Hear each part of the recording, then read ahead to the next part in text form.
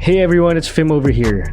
If you want to keep updated with the latest from Maroon Talk, make sure to like our Facebook page and subscribe to our YouTube channel. You may also follow us on Spotify, Apple Podcasts, Google Podcasts, Anchor, Pocket Casts, Breaker, Overcast, and Radio Public. UP Fight!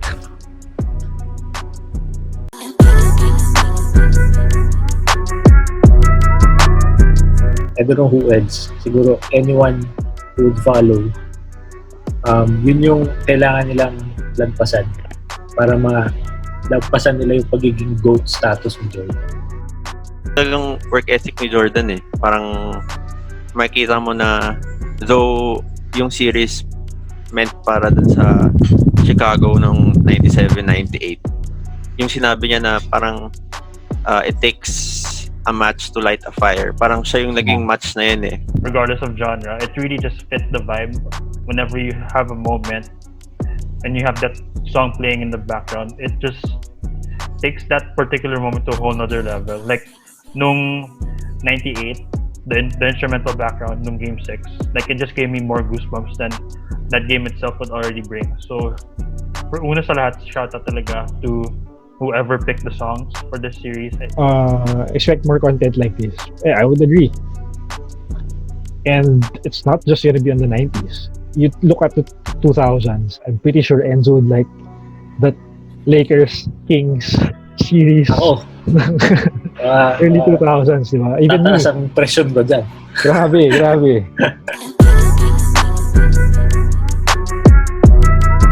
Welcome to Maroon Talk, the only segment dedicated for anything and everything UP Fighting Maroons. I am Fim Moran, batch 2010 from UP Los Baños. Enzo Regondola, batch 2010 from UP Diliman. Biel Ordonez, batch 2011 from UP Diliman. Jake Del Rosario, batch 2019 from Ateneo. Yo! Right, it's the last of the last dance. And yung team kanina was mainly on the Utah Jazz and the Chicago Bulls. These were the most iconic, for me, the most iconic final series ng 90s. At least for the latter half. Oo naman. Sige, Jay. Isa so.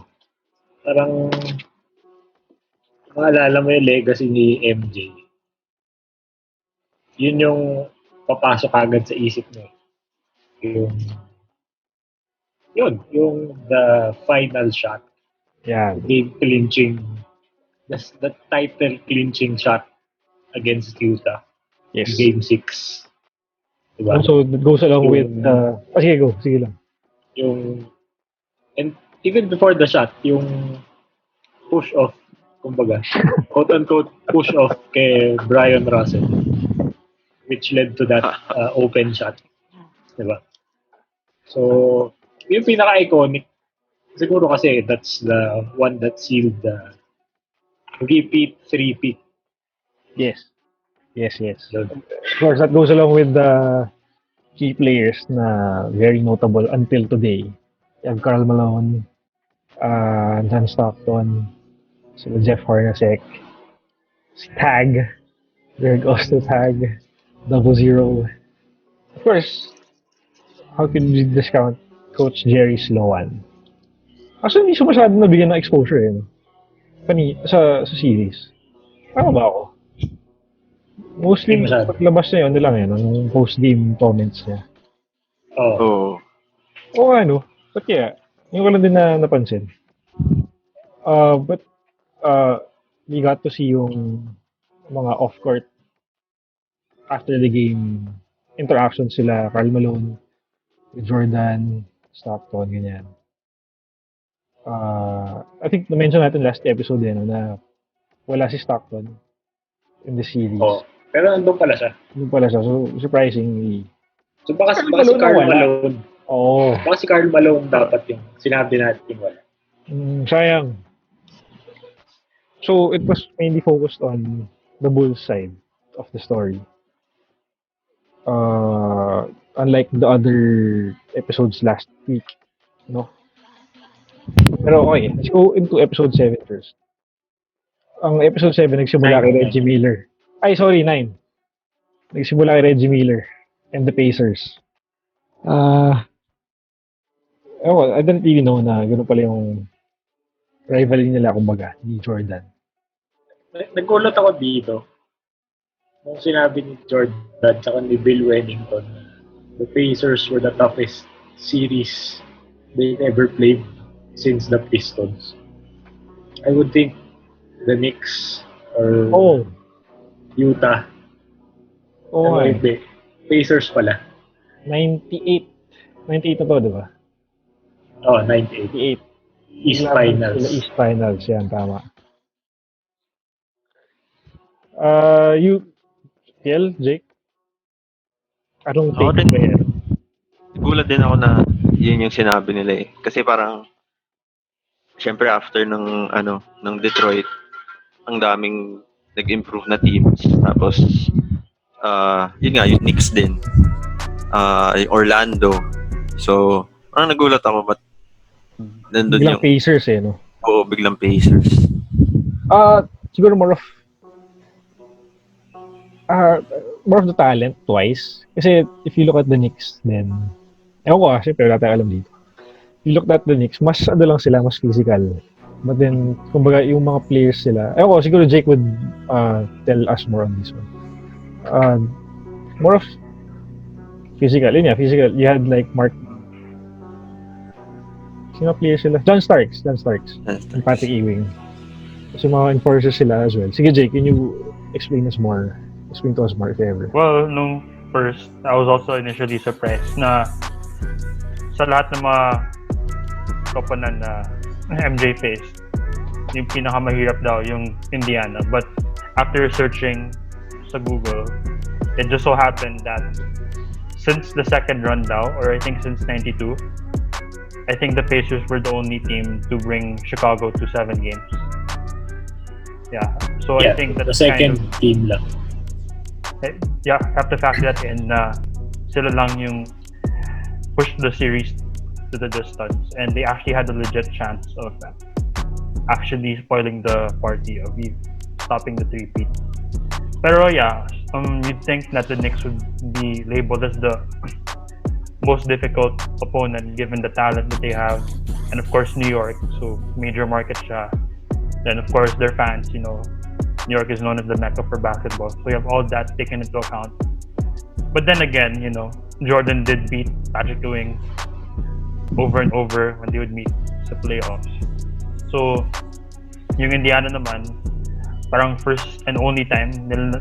Yeah, so it was unexpected, yung physicality, yung not just that, the fact that they had Reggie Miller, which at that time, if he wasn't canceling out Jordan, he was a close second at least sa East with regards to the talent discrepancy. So I guess those are just some of the factors kung bakit in Jordan's eyes, outside of Detroit, yung Indiana yung pinakamahirap that he ever had to deal with. Siguro because kaya siguro naging first time lang. Kasi mostly ata ang Knicks ang nakakalaban ng Pacers. Hindi ako nagkakamali. If you think about it, diba? Kasi usually naglalaban ng Bulls at Knicks sa finals na, conference finals. So it's either that ang Knicks at Indiana ang mag-face early in the playoffs. Then kaya sa dulo lang sila minsan nakikita. So I guess there's another separate story for the rivalry between the New York Knicks and the Indiana Pacers during the 90s. Yeah. Sila pala yung tinalo nila before they reached the finals against the Utah Jazz. Pero ang galing din ng Indiana. I mean, first year yan ni Larry Bird as coach. Tapos, conference finals, 7 games. Hindi na lang ma-upset ang defending champions. And then naman sila Rick Smits. Rick Smits. Chris Mullin, Jalen Rose. So, tama. Saka sila Davis. Anthony si Dale. Magkapatid pala yun. Antonio Davis. Anthony, diba? Anthony din inisip ko eh. Magkapatid pala yung dalawang big man na yun. And, tsaka si Travis Best. Nakita ko kanina. And I was also surprised na rookie pala si Reggie Miller noong 87. So, ang tagal na pala niyan Yeah. bago tayo nang Pansin nyo ba? Nagtataka ako, si Reggie Miller ba nagkabuhok ever?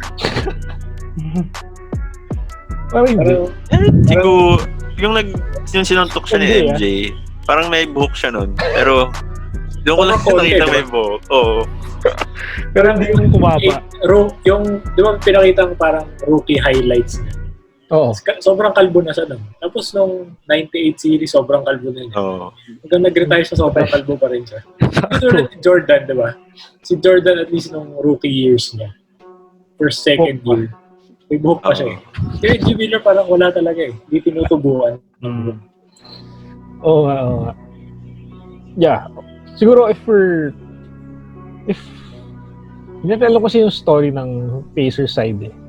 But then if they peak at some other point earlier, kumbaga, they would have faced the Bulls more in the playoffs. Kasi mukhang they had their battles sa regular season. But then, yun nga, it was just the one iconic series where we saw, which was showed kanina sa episode 9. And so from there, we took us to the Utah Jazz na ng 1997. The first time they faced the finals, in the finals, wherein ang introduction was Brian Russell. So, anong kay Brian Russell? Brian Russell, tama ba yung rinig ko? Rookie siya. Basta bata pa siya. Oo. Hindi, rookie siya nung wala si Jordan. I think Nung 95. nagbe-baseball siya. Oo. Yeah. Basta si Brian Russell yung, kumbaga, in today's game, Yan. siya yung parang, yun ba? Beverly. Diba? Parang Beverly. defender. Ganun. Yung, Ganun style. the guy who defends the best player in the other team. Wedge. Yun yung role niya dati pala.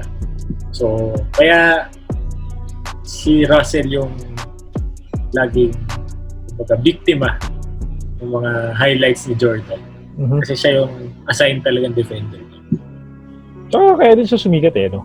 Feeling ko kasi talagang palagi niya binabantayan si Jordan. Pero unlike yung sabihin mo yung mga Bruce Bowen type of players na talagang babantayan ka. Same dati, ganyan.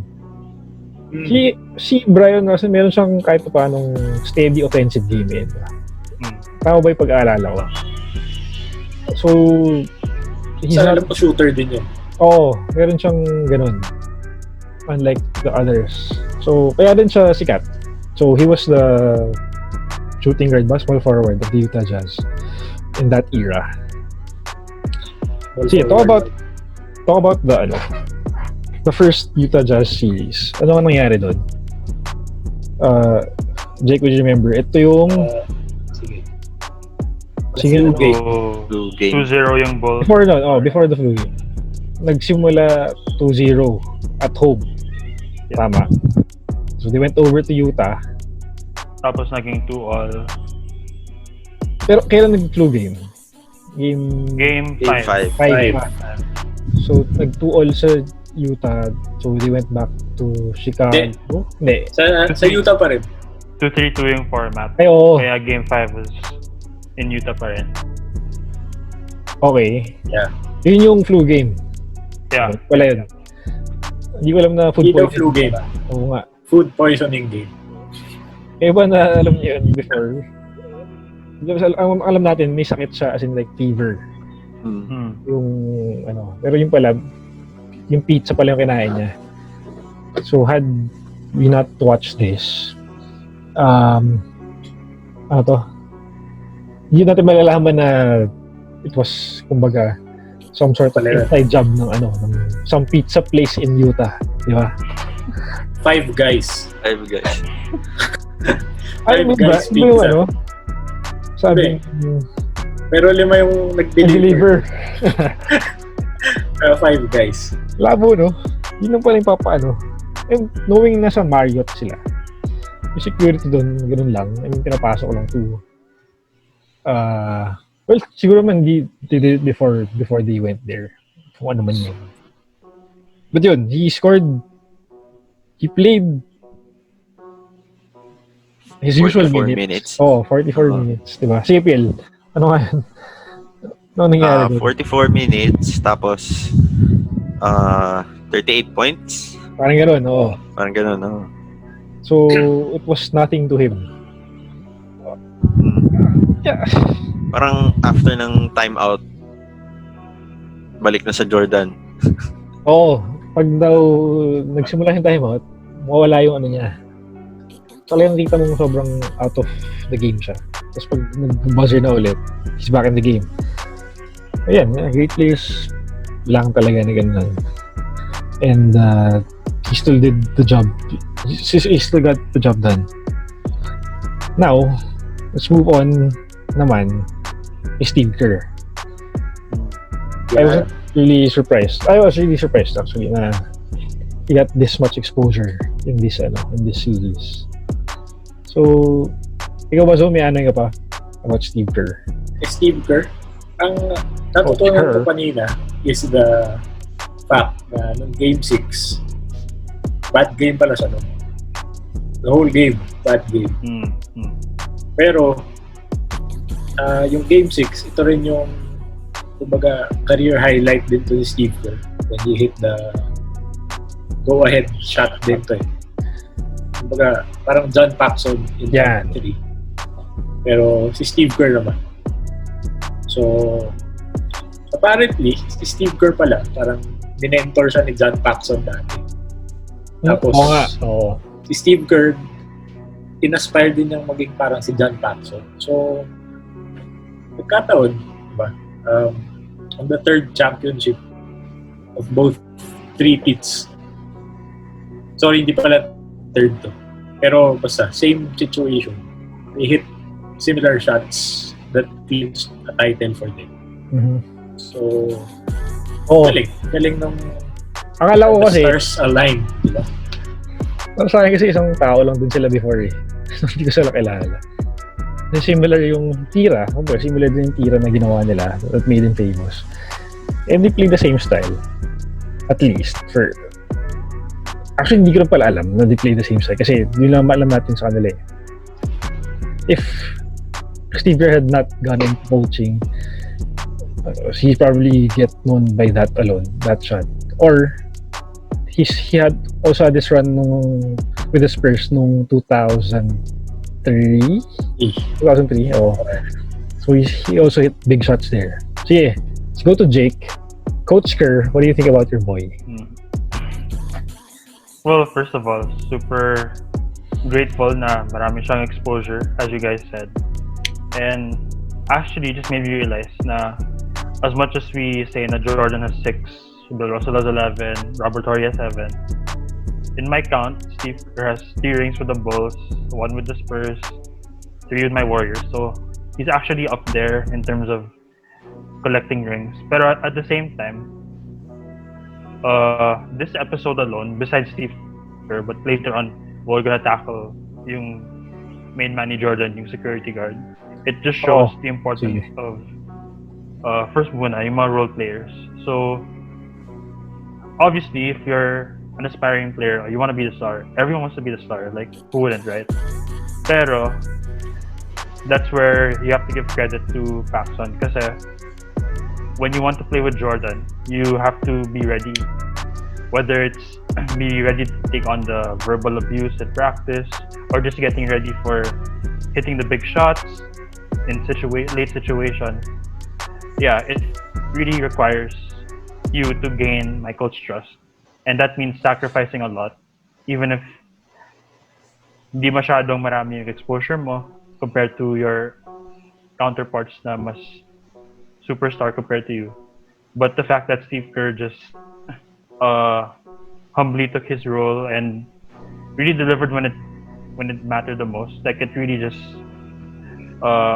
shows you the importance of role players. Kasi usually we take them for granted, especially in like dynasties or just stacked teams. The role players talaga have a very important role to the team. And if anything, kapag mga finals, mga big games, as much as their highlights aren't really noted by the stat sheet. Their overall presence and their intangibles is really what the difference makers are between winning and losing. So I really have to give credit where it's due, and I think for me, Steve Kerr, like, he's just a winner in life because he was able to win as a player, he was able to win as a coach. He even had a solid tenure as a GM for the Suns. He was a solid broadcaster then sa TNT. So I'm really happy na even though his time as a player wasn't as flashy, wasn't as glamorous, the post-basketball career just opened a lot of doors for him, and just look where he is now. Like, he was integral to the Warriors' amazing run, 3 titles in 5 years. So again, like, you have to give credit to where it's due, and this just goes for the rest of the role players. Na if you're an aspiring player and you have no choice but to just take your role for what it is, just do it and do it well, and eventually the spotlight will go your way. It's just a matter of when and not if. Yeah. Sabi nga ng isang The Rock, know your role. Yan. Tapos segue natin kay ayun, mamaya pa si Rodman eh. Pwede na yun. Pwede, sige. Sakto. Nung ano yun, di ba? 98. 98 ba yun? 97. 98. 98. Oh, this was After game 3. Oo. After game 3, siyempre may practice yung Bulls the day after. So, nawawala na naman si Dennis Rodman. Kalat na naman eh. No. Sumali pala siya sa WCW Nitro with the New World Order. Hollywood Hogan. Hulk Hogan. Eric Bischoff. And those guys. Siguro it wasn't a new thing for Phil Jackson anymore. Kumbaga, I wouldn't say na he expected it, pero for me, if ever it happened, I mean, alam na niya kung anong gagawin, knowing his player. I got surprised. Pero during that time, ito yung attitude era ng WWE. Yung Monday Night Wars. WWF. Oh. Siguro ang nakakagulat dito kasi finals yun. Oo nga. Yung ginawa niya yung Las Vegas, regular season lang yun. So parang, sige, okay lang yan. Hindi naman ganun ka-importante. I mean, pero same season yun, di ba? Same season yun. Oh. Pero, diba, finals versus December, January, diba? Sobrang magkaiba yung value ng games na yun. So parang umabsent ka sa finals. Practice. Yeah, mag-wrestling. Mag-wrestling. Potentially ma-injure ka pa. Oo. Yun yung malala dun eh. And, yun. That's Dennis Rodman for you. But, yun na, pagbalik niya ng game 6? 6 ba? Pagbalik niya, 4. He still game did 4. He still was effective as usual, and ganoon din yung numbers na pinalabas niya. Even if siningit na yung WCW in between those games.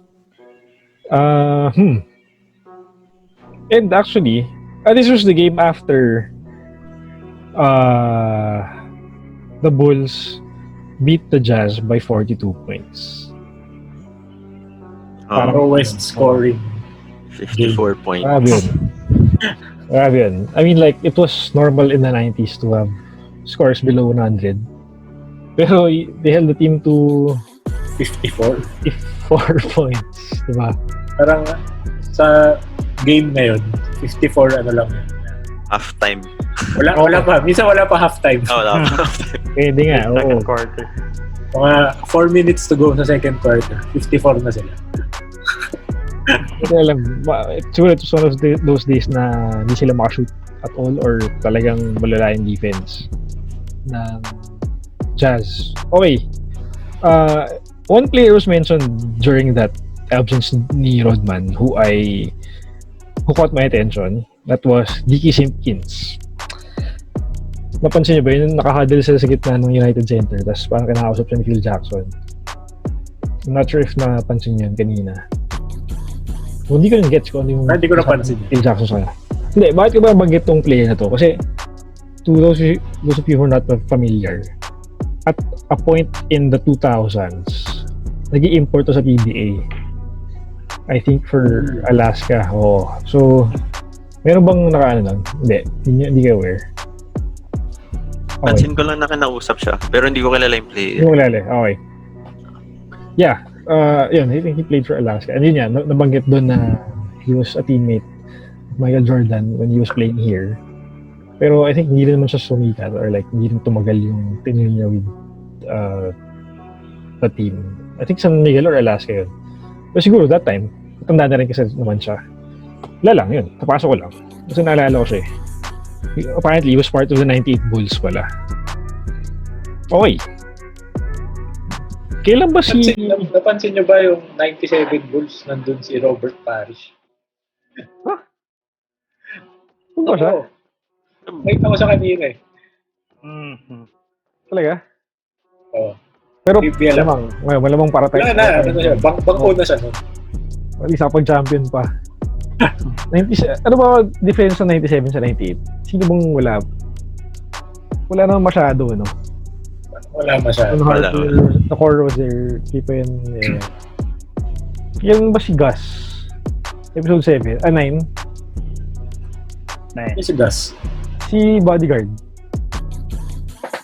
Who wants to talk about Gus? Sa 10 yun, sa 10. Ay, September. Sigo. Hindi ko siya masyadong alam eh. Pero yeah. Basta yung bodyguard na yun, naging parang mentor, father figure ni Jordan. Namatay yung father niya. Mm-hmm. So lumalapit si Michael dun kay Gus. Tapos, yun. Basta nag-very close sila.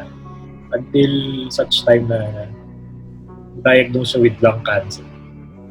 So, parang hindi na yata siya nakapunta sa games. Until nung game ba yun? I think game 6. Game 7. Game 7 nung Indiana. Yeah.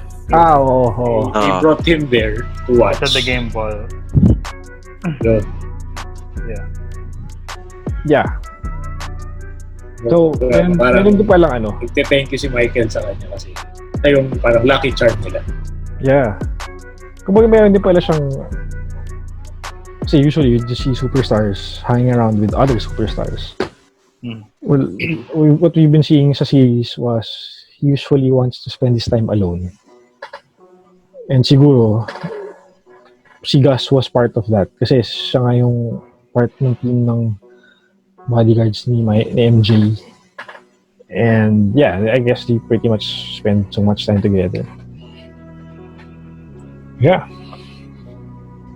That's for episode 9 and heading to 10.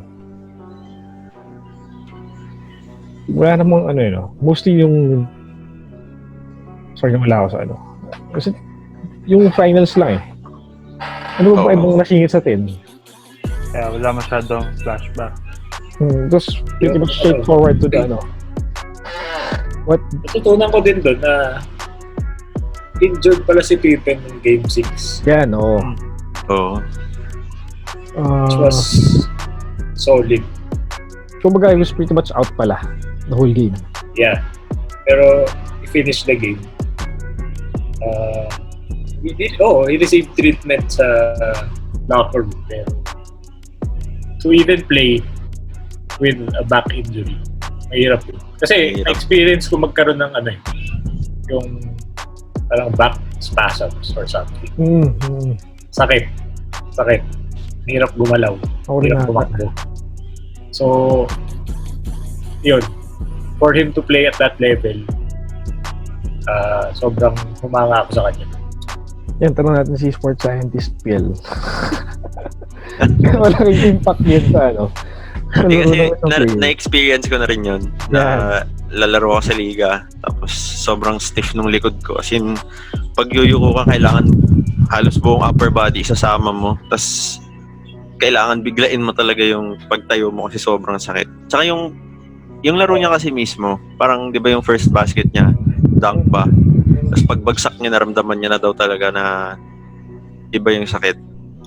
So, parang feeling ko hindi man sa expert ako or ano, pero pagka likod yung tinamaan, kahit sabihin natin na kahit anong sport yan, volleyball, swimming, basketball, football, malaking impact kasi puhunan mo din yung ano eh, yung lower body mo eh. So, parang yun pa yung ginawa sa kanya, parang lalaro siya ng 5 minutes or 7 minutes, tapos punta siya sa locker room, 83 siya ng mga 5 to 10 minutes, tapos balik siya ulit, tapos ganun ulit. Parang it just showed how yung ano talaga, yung sobrang lala talaga na injury ng likod niya. Ewa, in a way, parang napaganda din kahit pa paano yung na maaga siya na na-detect niya or para na-treat siya lalo. Ewan ko.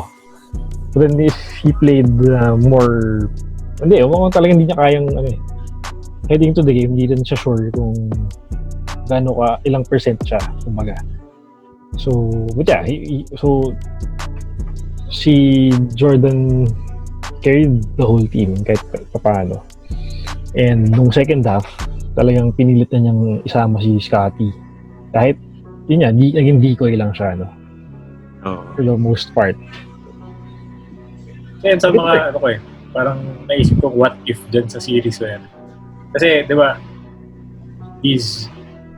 siguro these 2 episodes, parang laging pinopoint out na Jordan was tired, Jordan was exhausted, Jordan was basta yung gano'n, pagod na siya.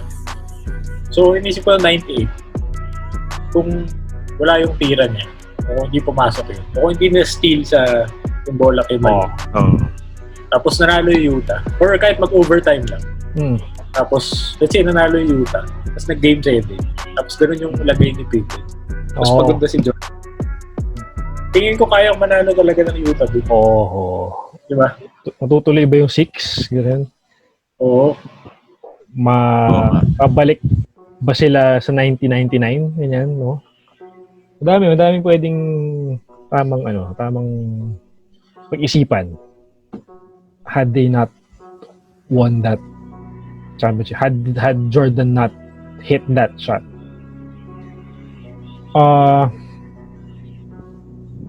Yeah, that's what's left to say about Game 6. Wala eh. Merong hashtag Pinoy Pride. Nakita nyo ba yun? Oo, nakita ko. All the way from the Philippines. From the Philippines, mabuhay. Dun sa parade ng championship ng Bulls. Chicago na? Oo. Kahit saan naman dahil Pinoy. Yeah, so from there, they won the 6th. And that was it.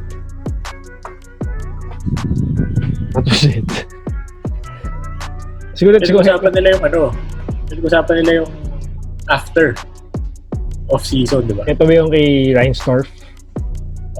Ayan, sige, pag-usapan natin yung explanation ni Jerry Reinsdorf on why he decided to break it up.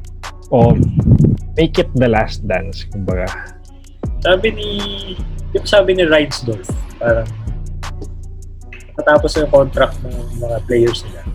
And sabi niya, parang we can't match the market value of these guys. Kasi ang taas na ng market value. Yung reason na binigay niya. So basically, they can't afford to pay all of the key players during the championship run.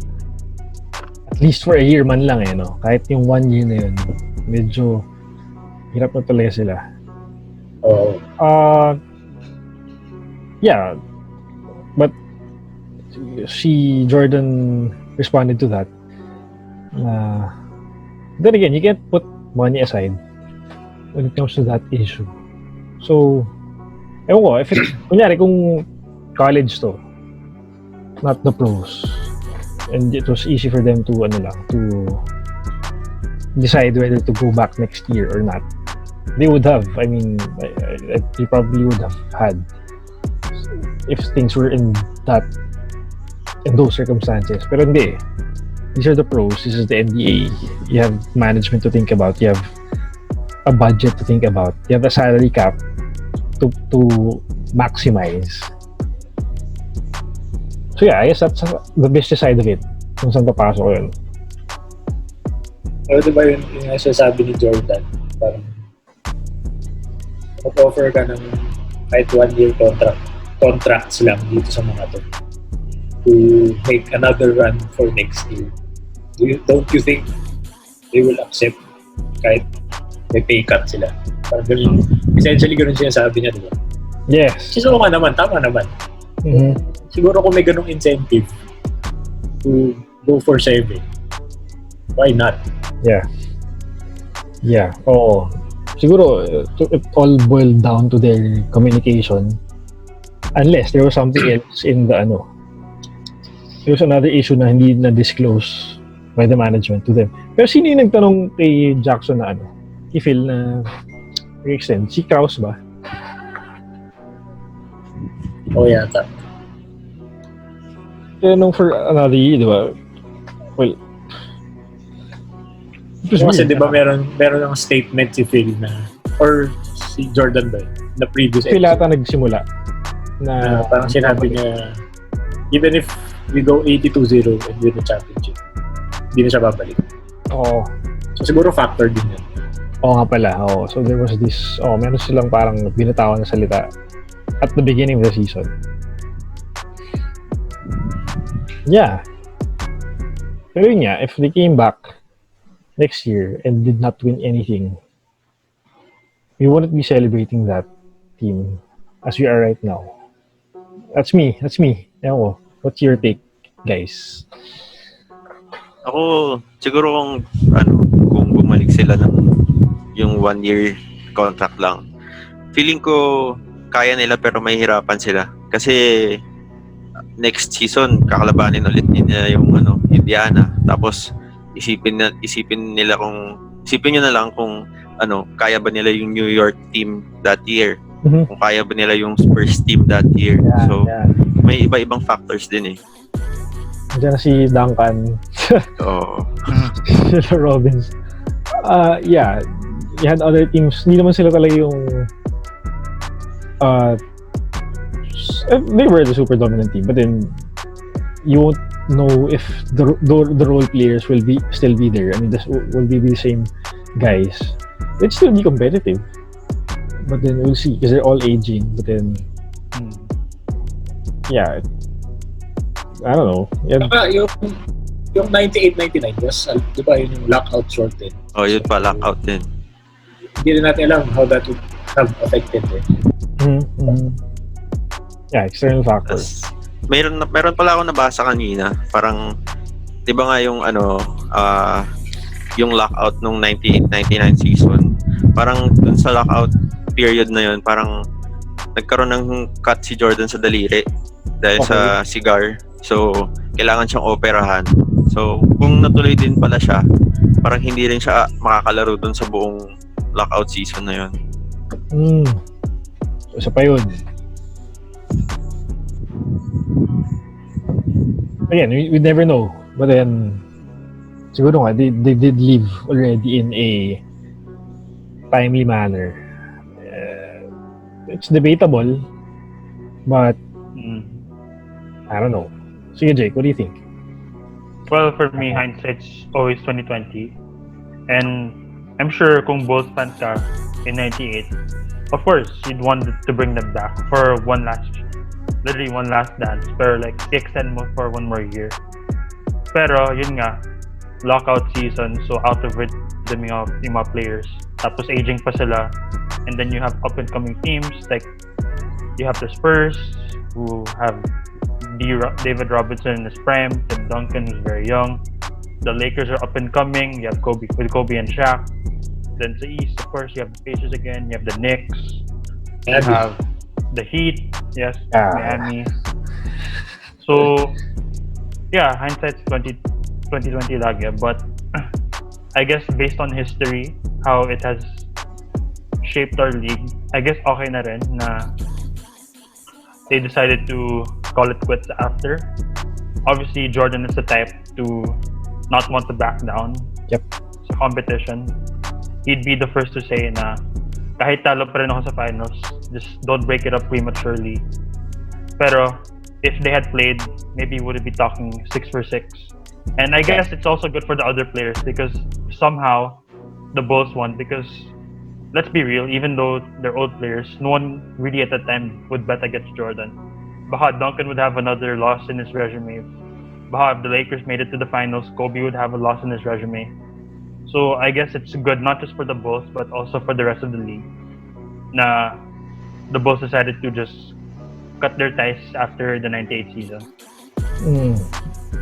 Siguro it would have done more harm than good if had they extended for another year. By the way we see it. Oy, yeah, so that was it. That was the last dance. That was 5 weeks already of pure anticipation of basketball na we are so deprived of right now of sports. Ito na yung pinakingintay natin every week eh. Kumbaga bumalik tayo sa 90s din halos, parang ganun. Since we have to like wait for an NBA game once a week. And ito yung equivalent sa ngayon, no? So just to wrap things up, let's all give our last I don't know, summary or what we our main takeaways for this docu-series na we were so lucky enough to witness this time. Feel free. Sino gusto magsimula? I'll go last. Yeah, ako na lang muna siguro. Go. Siguro sa akin lang medyo nakulangan ako doon sa series mismo. Wait. So actually doon sa last episode kasi pinicture na yung tatlong anak ni Jordan. Tapos hindi na feature yung asawa niya noon. Parang 'di ba kasi sabi ng mga anak niya parang sobrang chaotic place yung stadium ng Indiana, so hindi nila talaga pinupuntahan. So parang hindi yung side din ng asawa ni Jordan parang hindi rin nabigyan ng exposure eh. Tapos siguro yung din Luke Longley, Yeah. wala siyang interview. Tama. Learnings. Main learnings. Yun, nakita siguro natin yung talagang work ethic ni Jordan eh. Parang makikita mo na though yung series meant para dun sa Chicago ng 97-98, yung sinabi niya na parang it takes a match to light a fire. Parang siya yung naging match na yun eh. Para maging kilala yung Chicago as a state, as a basketball state. Basketball city pala, tapos marespeto sila, magkaroon ng championship, ganun. So yun lang, mas lalong tumaas yung respect ko kay Jordan kahit na pinakita yung siguro yung mga bad side niya. Kumbaga natutupad niya yung promise niya nung pumasok siya. Oo. As a rookie. Tama. Sige, thanks Phil. Sige, Jake, what's your final say on this, the last dance? Well, first muna, before I go to my main deep discussions, shout out to whoever created the soundtrack. Super super maganda yung mga song choices ng docu-series na ito. Like, I would always listen to it on Spotify and I feel like the hip-hop culture talaga during the 90s and just the different song choices regardless of genre, it really just fit the vibe whenever you have a moment and you have that song playing in the background. It just takes that particular moment to a whole nother level. Like nung 98, the instrumental background nung game 6, like it just gave me more goosebumps than that game itself would already bring. So for una sa lahat, shout out talaga to whoever picked the songs for this series. I think they really did a good job of collaborating and partnering well with the production team. So now for my main points, I guess I can agree kay PL na may mga aspects doon na medyo nabitin ako. Like for example, yun nga, there were some players that would have added more spice to this docu-series. Like, it would be nice if we heard from Karl Malone, Sean Kemp, Yeah. Penny Hardaway, Nick Anderson. They may not be the superstars, but just they are players who were really part of history. So it would have been much more complete than it already is if we had more insight, if we had more perspectives from different teams and different players. Also, I think this particular docu, I like how it's 50% flashbacks, 50% to the 98 season. I think it's important na we always would take a time travel back, like from 98 to say 1984, 86, 87, etc. Just to give us more background of where the player came from, what his context is. I think it's a really good storytelling element na using flashbacks.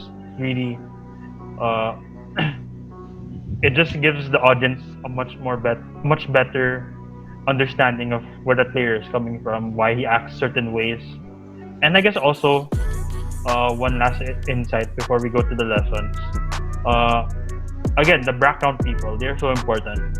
I think yun nga, yung security guard ni Jordan, yung personal trainer niya, all the behind the scenes guys. Just like right now with our frontliners, with them doing their awesome work sa labas.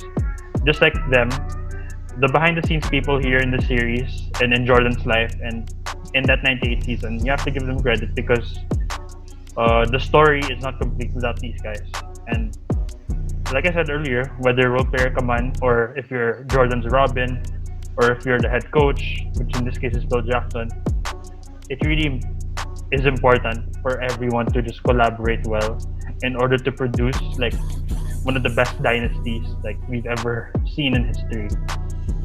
So those are just some of my main takeaways from the docu-series. Alright. Yeah. Thanks, Jake. Tama. Again, role players, if you're like the casual basketball fan, you wouldn't really appreciate kumbaga, the factors or the value role players give in, especially in championship teams. They're kumbaga, they're also a rare breed, kumbaga. When there's these types of players na talagang does their best at what they're supposed to be doing. And I mean, kung yun lang yung function nila, they do it at their best and it brings so much effectivity to the team and to the result overall. And sad to say, there's a lot of players like that who did not win championships like the Bulls did. No? And talking about Jake's as Jake mentioned, yung flashback between time periods. The whole time we thought na talagang sa 98 season lang ko focus diba? Yung series ito once it opened up. But no. And yeah, it's very enlightening to know kasi nga we got to see the background of Pippen, Kerr, Phil Jackson. And in that way we got to know them more as people and as a team. That's why how they were as a team, we got to know how that came about because of those exposures, those stories that they showed us. Yun. Sige, Zo. Let's wrap this up. Ganda. Sayang matatapos na yung ito na, tapos na pala. Tapos na yung Last Dance. It was a very good insight into the life of the Bulls. Especially syempre si MJ, diba? We saw various aspects of their story na ngayon lang natin alam. Mm-hmm. So I'm looking forward to more material like this.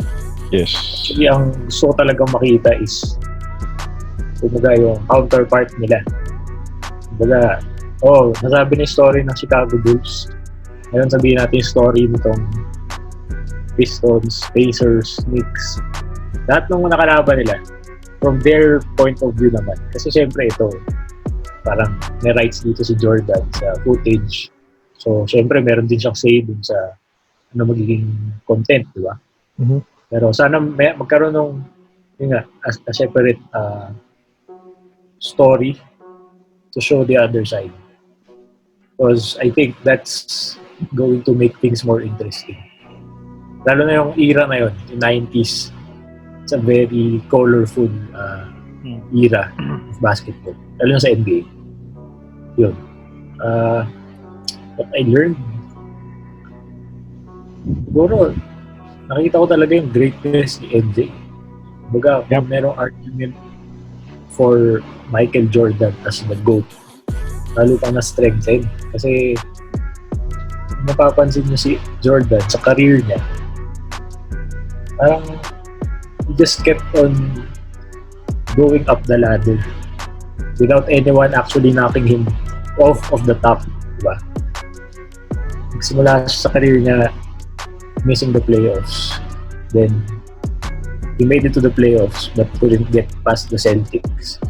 Eventually, he made it past the Celtics. Couldn't get past the Pistons.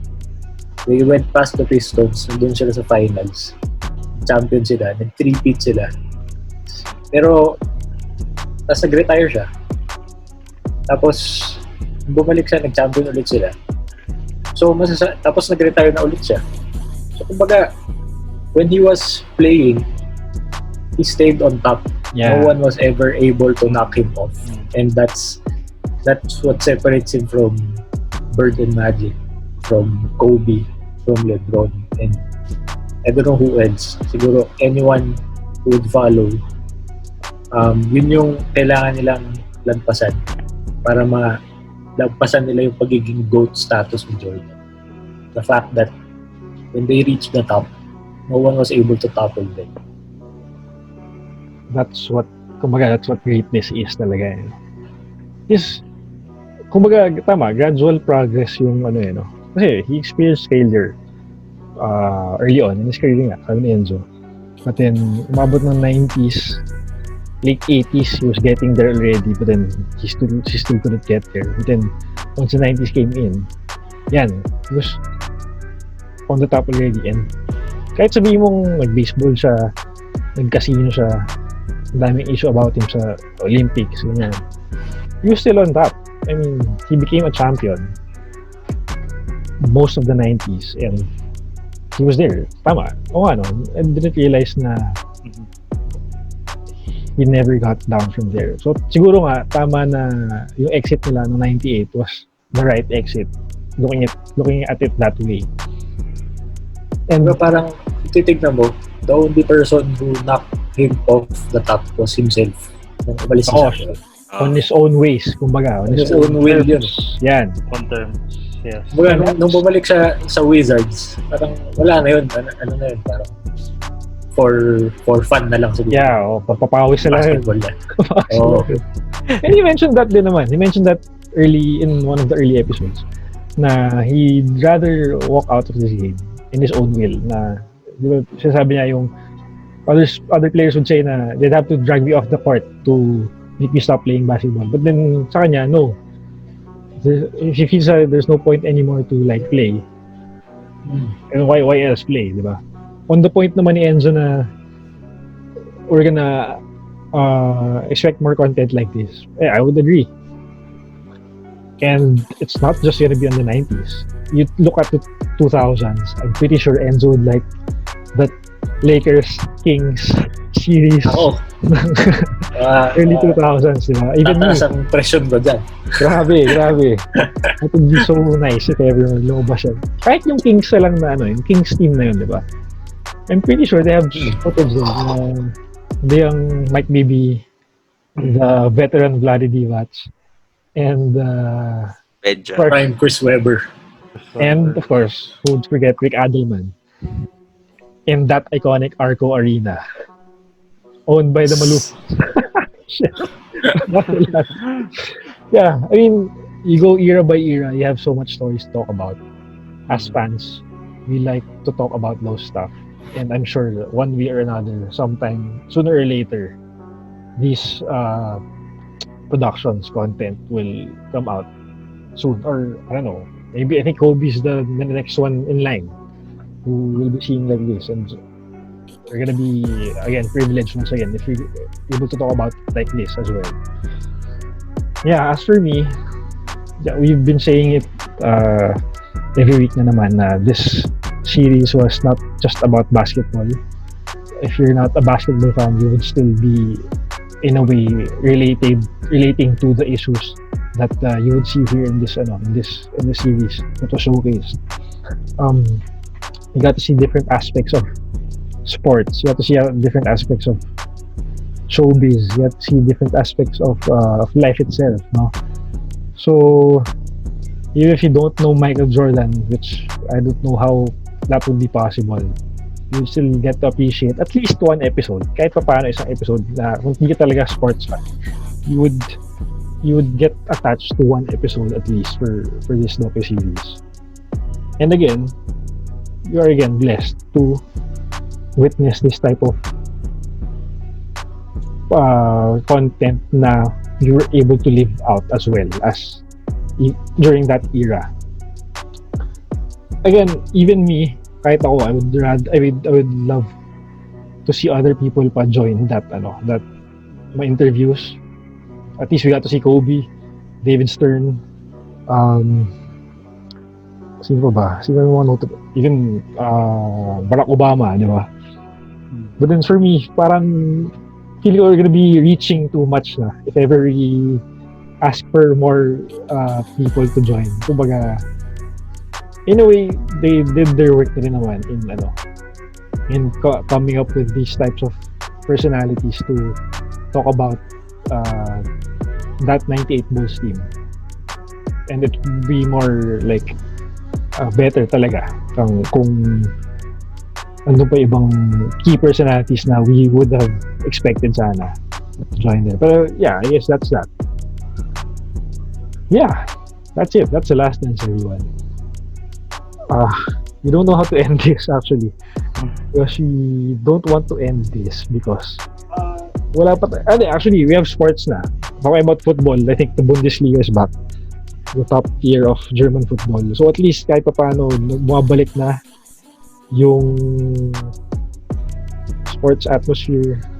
In one way or another, they're finding a way on how to bring things back. Even if walang nanonood yung fans, di ba?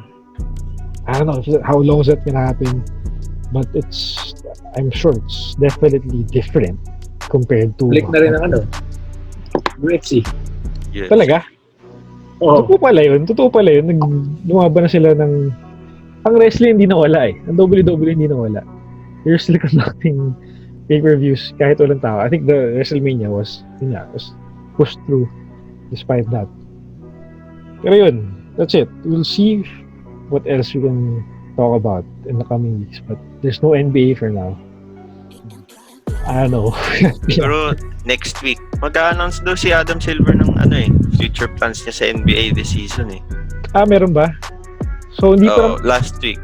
Sabi niya na ba? 2 weeks from now. Hindi pa naman kinancel. Mag-a-announce. Diba? Hindi pa naman, di ba?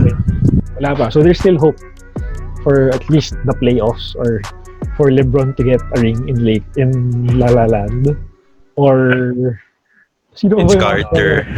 Vince Carter to retire properly. Ano pa ba? Para maganda yung note na pag-alisan natin for this one.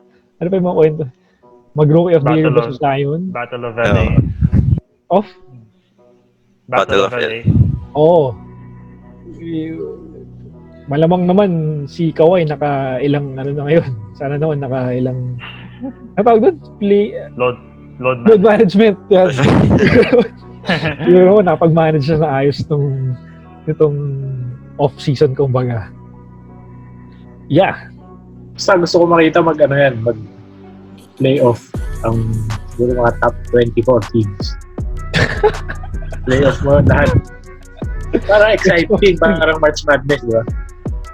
One game lang. Knockout lang. Pwede. Knockout. Tapos siguro pag mga 8 na lang sila, o 16, may 8 siguro. Gawin natin best of 7. Elite 8 yan. Elite 8 best of 7. Exciting. Para pwede mag-champion ko mix. Di ba? Para matuwa na sila, di ba? Sila, kasi yung mga may injury, makabalik na, di ba? Oo. Competitive lineup sila. Okay, anything else, everyone? Before we say goodbye. Hindi na ako. Jordan's the Last GOAT. statements. You're good, you're good. Jordan's the GOAT. Good. Yep. He's still the GOAT. He's always has been, always will be. Well, that's something we'll see. But I doubt. Okay, yeah, this has been Maroon Talk, everyone. Maraming po salamat. Thank you, The Last Dance. Thank you, Jason Thank you. Here. Jason here. Here. Maraming salamat. Thank you for staying. Thank you, guys. Thank you. Thank you.